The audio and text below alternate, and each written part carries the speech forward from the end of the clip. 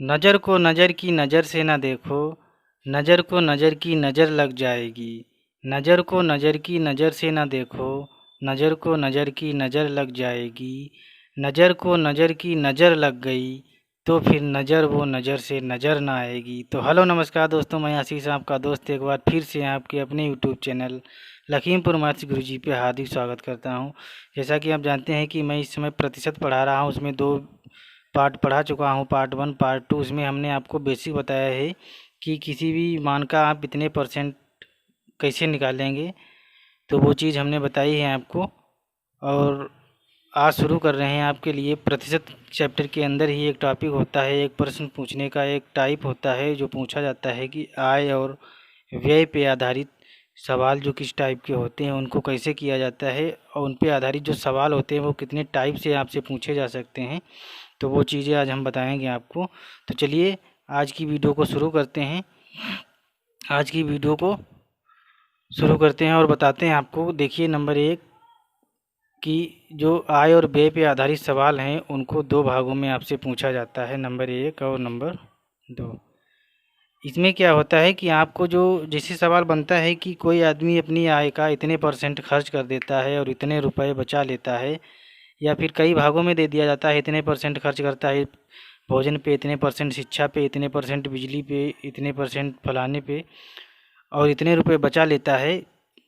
तो वही चीज़ बताएंगे कि ये जो परसेंट वाली जो वैल्यू होती है, ये 2 टाइप से सवाल पूछा जाता है। एक में तो सिंपल होता है कि 10%, 5%, 15%, 20%, 30% इतने दे दिया जाता है। और एक टाइप जो पूछा जाता है उसमें क्या होता है कि मान होता है 2.5%, 12.5%, और 16 सही 2/3% है, 14 सही 2/7 है, 66 सही 2/3 है, 33 सही 1/3 है। इसी टाइप के जो फ्रैक्शन वाले प्रतिशत होते हैं, यानी भिन्न वाले जो प्रतिशत होते हैं, उनको वो चीज़ हम बताएंगे आपको। तो ये 2 टाइप के सवाल बनते हैं। जिसे नंबर 1 पे क्या होता है, इसमें सिंपल जो है प्रतिशत मान आपके दिए होते हैं 5%, 6%, 15%, 20%, ETC यानी आदि इत्यादि। और इधर अगर बात करें तो ये मान होते हैं आपके 2.5%, 12.5%, 33 सही 1/3%, ETC इत्यादि, यानी इसी टाइप से। तो ये जो भाग है इस पे सवाल बनते हैं आय और व्यय पे आधारित, और एक ही इस पे बनते हैं। तो आज हम इन वाले प्रतिशत मान पे कैसे वीडियो बनाए, वो सवाल लगाए जाते हैं, इन पे वीडियो बनाएंगे आपके लिए। और इन पे जो क्वेश्चन होते हैं उनको कैसे किया जाता है वो हम बताएंगे। और इसके लिए हमें अगली वीडियो में आपके लिए क्वेश्चन लेके आएंगे, उसके लिए अलग से एक कॉन्सेप्ट बताएंगे। कॉन्सेप्ट अलग से नहीं है सेम दोनों चीज़ें एक ही, लेकिन उसको करने का तरीका थोड़ा दूसरा है और इसको करने का तरीका दूसरा दूसरा है। जो दोनों ईजी हैं और बहुत ही आसानी से आपसे सवाल लगने लगेंगे। तो अगर आप चैनल पे पहली बार आए हैं तो चैनल को सब्सक्राइब करके बेल आइकन दबा दीजिए। और चलिए आज हम इन वाले प्रश्न मान पे कैसे सवाल लगाए जाते हैं उस पर डिस्कस करेंगे। तो वीडियो को आगे बढ़ाते हैं और बने रहिए पूरे वीडियो में, और वीडियो को लाइक भी करते रहा करिए और दोस्तों के साथ शेयर भी कर दिया करिए कभी कभार। इससे क्या होता है कि हमको मोटिवेशन मिलता है और अच्छी अच्छी वीडियोज़, अच्छे अच्छे कॉन्सेप्ट और जल्दी से जल्दी आपके लिए वीडियोज़ बनाने की कोशिश करता हूँ। तो देखिए, पूछा क्या जाता है कि व्यक्ति की कुल आय क्या है यदि इतने परसेंट खर्च करने के बाद भी इतने रुपए बचा ले रहा है। तो जो कुल आय है उसको हम क्या करते हैं, मान लेते हैं कि कुल आय इतनी है। तो ये जो मानते हैं, ये मानेंगे क्या, यही बात मेन है। तो यहाँ पे हम एक्स वाई जेड ऐसा कुछ भी नहीं मानने वाले हैं, और इससे कभी मानना भी ना। और इसका काम ख़त्म हो चुका है, अब ज़माना चला गया एक्स वाई जेड वाला, तो ये भी ध्यान रखना। तो हमको मानना क्या है, हमेशा हम क्या करेंगे, 100 मान के चलेंगे, क्योंकि प्रतिशत चैप्टर है और ये और भी काफ़ी जगह आपको काम में आएगा। तो हमेशा क्या करेंगे, 100 मानेंगे। और कोई भी चीज़ होती है वो हमेशा अपने आप में 100% यानी 100% होती है, ये बात भी आपको पता होनी चाहिए। कोई भी चीज़, जैसे पेन है, मार्कर है, तो ये भी अपने आप में 100% है। जो यानी कोई भी चीज़ आपको जो भी 1 रुपया है वो भी अपने आप में 100% है, और 100 रुपये हैं वो भी अपने आप में 100 हैं, 10 रुपये हैं वो भी अपने आप में, यानी कोई भी चीज़ चाहे छोटी हो चाहे बड़ी हो, अपने आप में वो चीज़ 100% होती है, ये बात आपको पता होनी चाहिए। तो इसके लिए एक मेथड होता है, क्या होता है, इसको बोला जाता है यूनिटी मेथड, यानी यूनिटरी मेथड बोल सकते हो, यूनिटरी मेथड। ये क्या होता है, इसको हिंदी में बोला जाता है एकिक नियम। एकिक नियम, इस नियम से, ये आपका कॉन्सेप्ट है एकिक नियम वाला।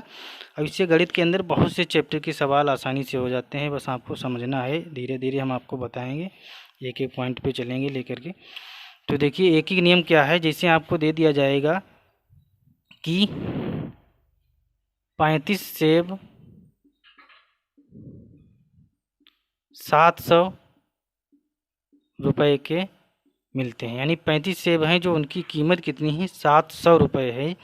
और आपसे पूछा गया है कि बताइए 13 सेब की कीमत क्या होगी, ये आपसे पूछा गया है। तो हमको पता है कि अगर एक सेब पता चल जाए कि इतने रुपए का है, तो 13 सेब निकालने के लिए कीमत 13 से गुणा करा देंगे, बस कुछ करना ही नहीं। लेकिन हमको पता नहीं है, लेकिन एक चीज़ पता है कि 35 सेब 700 रुपये के हैं। तो यहाँ से हम ये निकाल सकते हैं कि एक सेब कितने का मिलेगा। तो 35 सेब अगर 700 के हैं तो एक सेब कितने का होगा, 700 को हम क्या करेंगे 35 से भाग कर देंगे, 35 दूना 70 यानी 20। यानी यहाँ से पता चल गया कि एक जो सेब है वो 20 रुपये का है।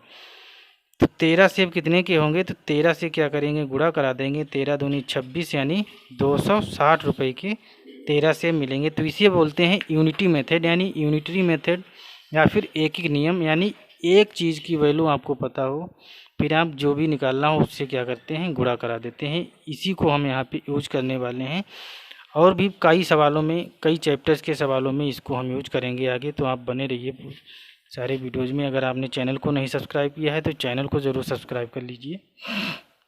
देखिए अब सवाल क्या आता है आपका, कहते हैं कि कोई आदमी जो है वो अपनी आय का 20% खर्च कर देता है, और उसके बाद भी वह क्या करता है 3200 रुपये बचत कर लेता है। यानी 20% खर्च कर देता है अपनी आमदनी का, उसके बाद भी वह क्या करता है 3200 रुपये बचा ले रहा है। तो बताइए उसकी कुल आय कितनी है। तो कुल आय कितनी है, तो मान लेंगे कि उसकी जो कुल आय है वो कितनी है 100 रुपये है, ये हमेशा मान लिया। अब 100 रुपये अगर आय है, 20% खर्च कर दे रहा है, यानी 20 रुपये खर्च कर दे रहा है, 100 का 20% 20 ही बनेगा। इससे इसके लिए इसको जो है मानते हैं, निकालने में आसानी रहती है। तो 100 का 20% 20 ही बनता है, यानी 20 रुपये वह खर्च कर दे रहा है। तो ये बात आपको आसानी से पता हो जानी चाहिए कि वो बचा कितना रहा है, यानी बचत कितने की कर रहा है। इसका मतलब 80 रुपये की बचत कर रहा है।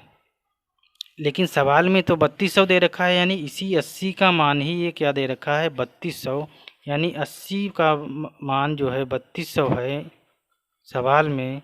तो एक का मान कितना हो जाएगा, 8 से काटिए, 8 चक्कू 32, यानी एक का मान हो गया कितना 40। यानी हमारे हिसाब से हमने 100 माना है, उस हिसाब से अगर 20% खर्च करेंगे तो हमारे हिसाब से 80 बचना चाहिए था। लेकिन सवाल के हिसाब से 3200 बच रहा है, यानी हमारा जो 80 है वो सवाल वालों के 3200 के बराबर है। तो हमारा एक सवाल वालों के 40 के बराबर हो गया। तो हमने जो 100 माना था वो कितने के बराबर हो जाएगा सवाल वालों के हिसाब से। तो एक का मान अगर हमारा 40 के बराबर है उनके, तो हमारा 100 कितने के बराबर होगा, तो 100 गुणे 40 कर देंगे, यानी 4000 के। यानी हमारा जो 100 माना था हमने वो उनके 4000 के बराबर है। तो इसका मतलब यही है कि जो उसकी कुल आय निकल के आ गई वो कितनी आ गई 4000 रुपये निकल के आ गई। तो ये चीज़ आपको ध्यान रखनी है, इस टाइप से इन सवालों को किया जाता है। आई होप आपको ये बात समझ में आ गई होगी। अब चलते हैं देखिए सवाल के ऊपर, और आपको सवाल बताते हैं किस टाइप से सवाल पूछा जाता है एक्चुअली में। बाकी यह ये भी एक सवाल ही था। देखिए सवाल पढ़िए, आपकी स्क्रीन पे आ रहा होगा। सवाल नंबर 1 क्या है, सवाल है आप पढ़िए। देखिए आपकी स्क्रीन पे आ रहा है कि सुमित अपनी आय का 35% खर्च कर देता है और वह 13,000 रुपये की बचत करता है। तो उसकी कुल आय क्या है। नीचे 4 ऑप्शन दिए हैं, आप वीडियो को पॉज करके इसको लगाने की कोशिश करिए। तो सुमित अपनी आय का 35% खर्च कर देता है और वह 13,000 रुपये की बचत करता है, तो उसकी कुल आय क्या है। तो कुल आय नहीं पता है तो हम क्या करेंगे, मान लें अगर कि उसकी कुल आय 100 रुपये है और 35% अगर खर्च कर दे रहा है तो हमको पता है कि वो 65 रुपये बचा ले रहा होगा हमारे हिसाब से। लेकिन सवाल में 13,000 दे रखा है, यानी इसी 65 का मान जो हमने निकाला है इसका सवाल वालों के हिसाब से 13,000 रुपये है। तो हमारा एक उनके कितने के बराबर होगा। तो 13,000 को 65 से क्या कर देंगे, भाग कर देंगे, काटेंगे। देखिए 65 से सीधे 2 बार चला जाएगा, 65 दूना 130 और 2 ये 0। तो एक का मान 200 आ गया हमारे। तो हमारा 100 कितने के बराबर होगा उनके, तो 100 गुणे 200 कर दीजिए और आपका जो आंसर आ जाएगा वो कितना आ जाएगा, 20,000 आ जाएगा, जो कि ऑप्शन नंबर सी सही है। आई होप आपको ये सवाल समझ में आ गया होगा। अगर नहीं समझ में आया हो तो वीडियो को बैक करके जो है फिर से देखिए, 100% समझ में आएगा। देखिए बढ़ते हैं नेक्स्ट क्वेश्चन की ओर। नेक्स्ट क्वेश्चन क्या है पढ़िए। देखिए आपकी स्क्रीन पे आ रहा होगा, सवाल दिया है कि एक व्यक्ति अपनी आय का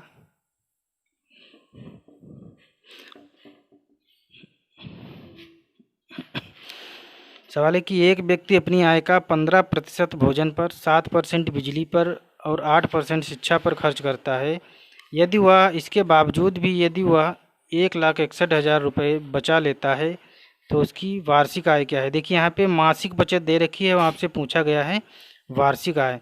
तो हम अगर मासिक बचत दे रखी है तो हम जो आय निकालेंगे वो मासिक ही निकल के आएगी। वार्षिक निकालने के लिए 12 से क्या कर देंगे, गुणा कर देंगे, यानी सालाना आपसे पूछा गया है।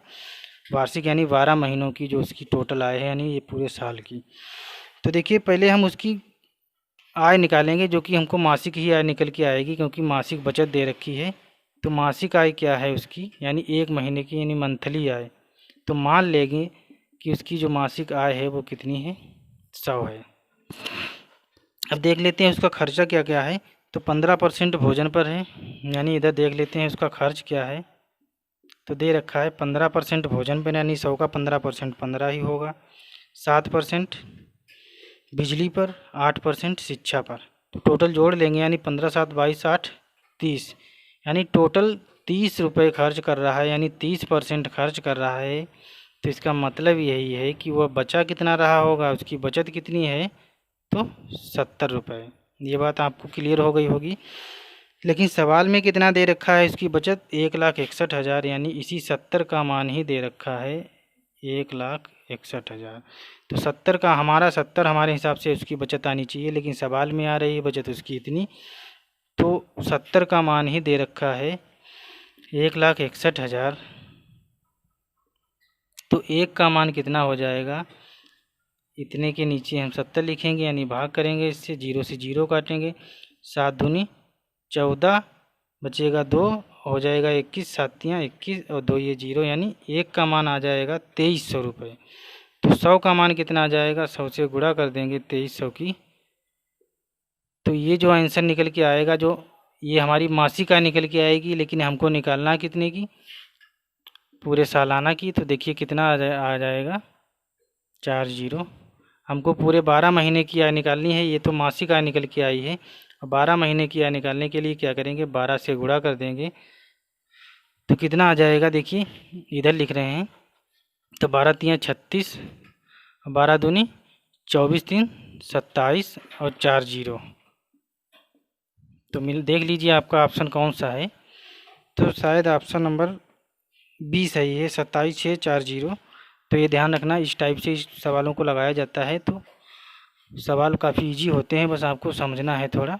हमको ये मासिक आय निकल के आई थी, हमको चाहिए वार्षिक आय सालाना, तो 12 से गुणा कर दिया। बढ़ते हैं अगले क्वेश्चन की ओर। अगला क्वेश्चन क्या है, देखिए अगला क्वेश्चन थोड़ा हटके है, इन सवालों से अलग है, अलग नहीं है सेम में ही, लेकिन एक शब्द उसमें बढ़ा के दे रखा है। वो शब्द आपको समझना बहुत ज़रूरी है, उस पर ध्यान देना है सवाल को लगाते समय, नहीं तो सवाल गलत होने के चांसेस बहुत ज़्यादा रहते हैं। देखिए शब्द क्या है, शब्द यहाँ पे दे रखा है एक शेष। ये जो शेष शब्द दे रखा है यही आपको सवालों को गलत कराने में मदद करेगा, तो ये ध्यान रखना। देखिए सवाल है, पढ़िए आपकी स्क्रीन पे क्या दिया है कि नीलम अपनी कुल आय का 20% मकान के किराए पर तथा शेष का यानी जो शेष बचा है उसका 70% घरेलू मदों पर खर्च करती है। यदि वह 3600 रुपये की बचत करती है तो उसकी कुल आय कितनी है। तो कुल आय फिर वही बात है, कुल आय मान लिया कि 100 रुपये है, 20% मकान के किराए पर यानी 20 रुपये खर्च कर दिया। अब शेष का 70%, ना कि इसी का 70%, तो 90 हो जाएगा टोटल, बचेगी 10 ही। लेकिन शेष बचा कितना है 70, और 80 का 70% खर्च कर रही है, यानी देख लें 70% बनेगा कितना जाके। तो 80 का 70% बनता है 56 रुपया, यानी 56 रुपये खर्च कर रहा है। तो बच कितना रहा होगा, तो 80 में से घटाएंगे क्योंकि 80 बचा था, 10 में से 6 जाएगा 4, 7 में से 5 जाएगा 2, यानी 24 रुपये वो बचा पा रहा है। एक तो ये सवाल निकालने का तरीका है, इस तरीके से आप निकालेंगे, यानी पहले 70% निकाल के घटा देंगे 80 से, फिर बचत आ जाएगी। या फिर सीधे आप क्या करें, 80 यानी शेष का 70% खर्च कर रहा है, तो हमको पता है बचेगा कितना। भाई कोई चीज़ 100% होती है अपने आप में, अगर 70% खर्च कर रहा है तो बचेगा कितना 30%। तो सीधे हम इसका 30% निकाल सकते हैं, तो कि तब भी आ जाएगा कितना 24, यानी 24 रुपये की बचत कर पा रहा है। लेकिन सवाल में कितना दे रखा है 3600, यानी इसी 24 का मान दे रखा है 3600। तो एक का मान कितना आ जाएगा, देखिए 4 छंग 24, 4 नाम 36, फिर 2 से काट दीजिए, 3 से काट लीजिए, 3 दूना 6, 3 तिहाई 9, फिर 2 से काटिए, देखिए 2 1 2, और ये 150, 2 10, यानी ऊपर दिख नहीं रहा होगा, इसको हम देखिए साइड में लगा दे रहे हैं, समझ में नहीं आया होगा। सवाल क्या है, देखिए हमारे हिसाब से बचत 24 आ गई है, सवाल में कितना दे रखा है 3600।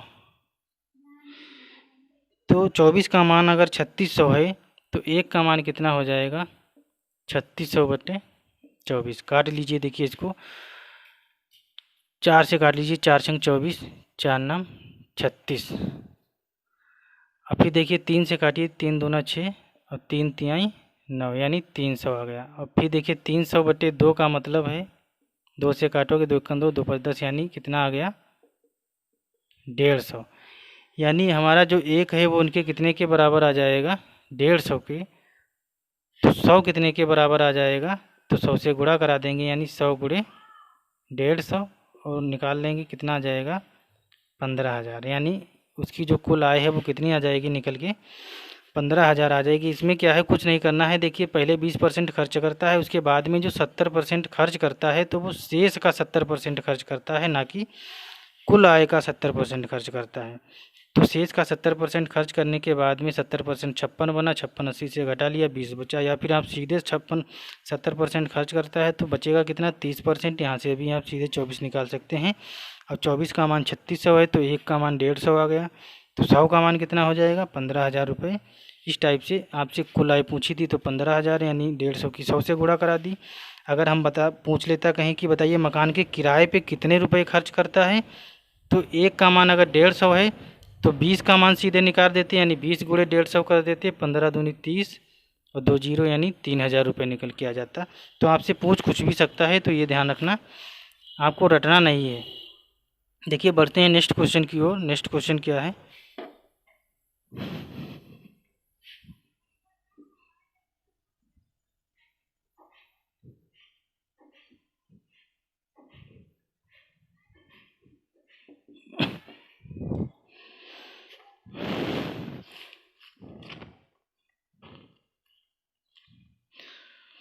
पढ़िए। देखिए नेक्स्ट क्वेश्चन आपकी स्क्रीन पे आ रहा होगा। नेक्स्ट क्वेश्चन है, देखिए रिया अपनी आय का 13% भोजन पर, 7% शिक्षा पर खर्च करती है।